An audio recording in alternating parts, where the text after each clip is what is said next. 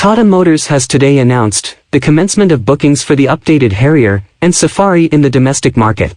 The 2023 Tata Harrier gains ADAS-based technologies, such as forward collision warning, autonomous emergency braking, traffic sign recognition, high beam assist, lane departure warning, blind spot detection, lane change alert, door open alert, rear cross-traffic alert, and rear collision warning.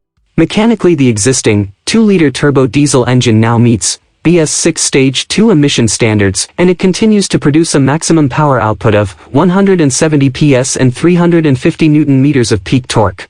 The powertrain is paired with a 6-speed manual, or a 6-speed torque converter unit. Looks-wise, no changes done to exterior of both Harrier and Safari. But that's not the case with interior, a lot more on offer now. Front seats get a memory function, with 3 settings and a welcome feature.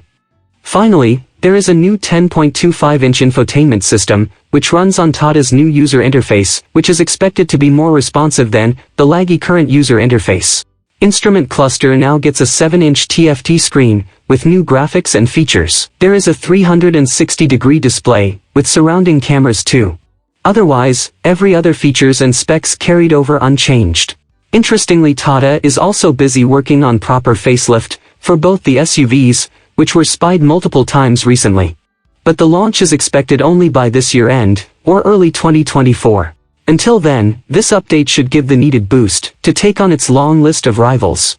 With the new features and RD-compliant engine, expect both SUVs to be priced 50,000 to 1 lakh more.